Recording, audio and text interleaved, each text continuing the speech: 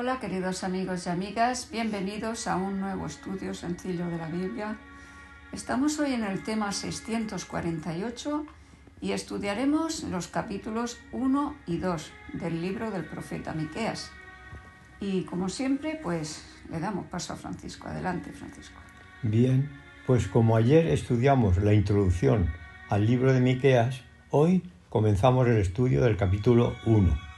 Y para ello voy a leer el primer versículo. Dice así: Palabra de Jehová que vino a Miqueas de Moreset, en días de Jotam, Acaz y Ezequías, reyes de Judá, lo que vio sobre Samaria y Jerusalén. Moreset era una aldea situada al sur de Judá, a unos 34 kilómetros de Jerusalén. Vamos a ver cómo la profecía va destinada tanto a Israel como a Judá.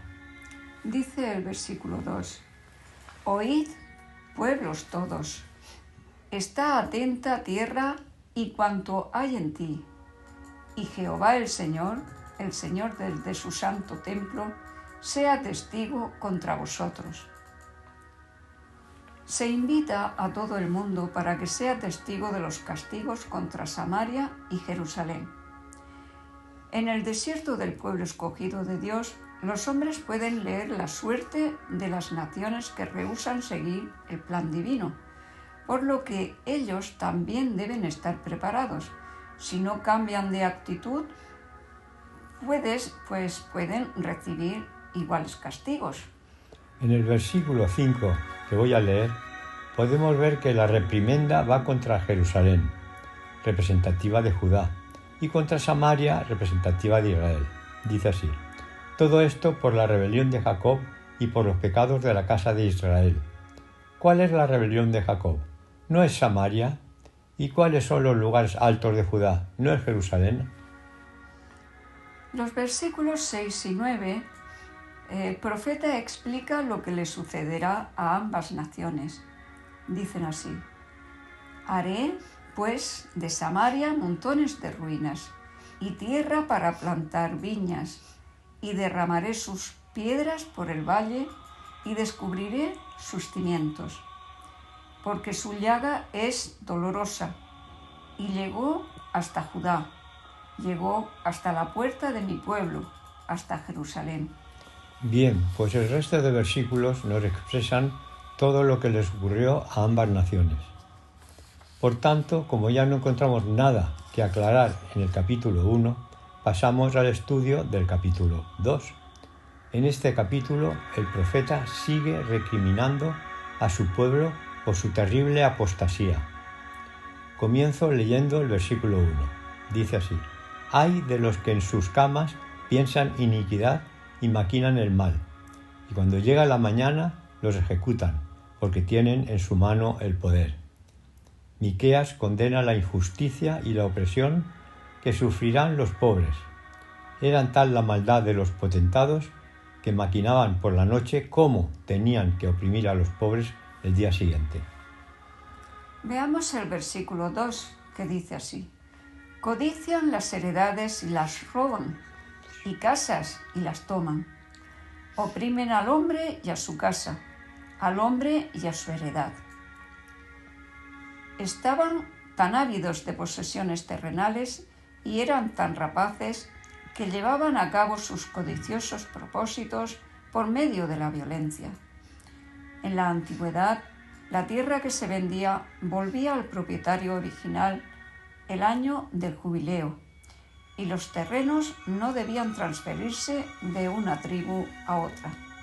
Veamos lo que dice el versículo 4. En aquel tiempo levantarán sobre vosotros refrán y se hará endecha de lamentación, diciendo: del todo fuimos destruidos. Él ha cambiado la porción de mi pueblo. Cómo nos quitó nuestros campos, los dio y los repartió a otros.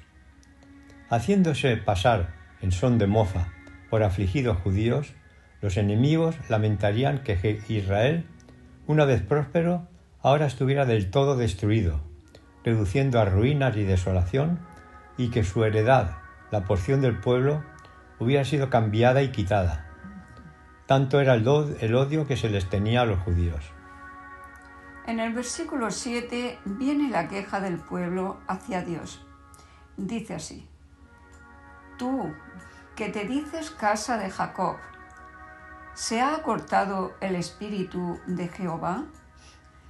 ¿Son estas sus obras? ¿No hacen mis palabras bien al que camina rectamente? Aquí el profeta reprende a los que acusan al Señor de ser impaciente porque se rebaja a amenazar a su pueblo. Sin embargo, cuando pecan los hombres, deben esperar cosechar los resultados de su mal proceder.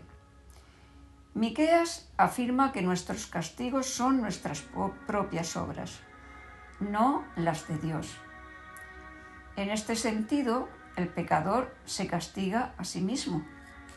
Podemos ver en el versículo 9 que el profeta está defendiendo a las mujeres. Dice así: a las mujeres de mi pueblo echasteis fuera de las casas que eran su delicia, a sus niños quitasteis mi perpetua alabanza. Quizás se está refiriendo a las viudas, a las que Dios siempre intenta protegerlas, porque no tienen a nadie que les pueda ayudar. Este versículo también trata sobre los niños, algunos huérfanos de los que se aprovechaban debido a su necesidad e ignorancia, o siendo vendidos como esclavos, y privados así de la libertad que Dios les había dado. Pasamos ahora a leer el versículo 11, que dice así: Si alguno, andando con espíritu de falsedad, mintiere, diciendo, yo te profetizaré de vino y de sidra, este tal será el profeta de este pueblo. Estos falsos videntes prometían prosperidad material y placeres sensuales.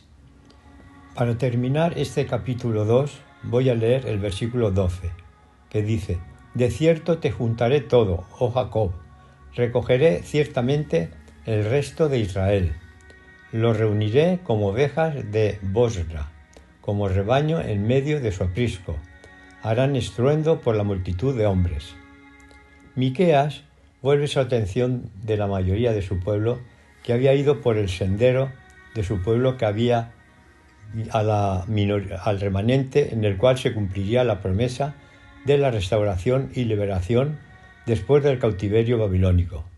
Así negó Miqueas la repetida acusación de los falsos profetas de que él era un incurable vaticinador de desgracias y desastres. Él afirmó con un optimismo profético de largo alcance que después del exilio habría un futuro de gozo y alegría para los que sirvieran al Señor. Por esto, dice el apóstol Mateo en su capítulo 22, muchos son los llamados, pero debido a la perversa iniquidad del corazón humano, desgraciadamente son pocos los escogidos. Bien, pues acabamos por hoy, pero mañana, con el tema 649, continuaremos con el estudio de este libro de Miqueas. Así que muchas bendiciones y hasta mañana.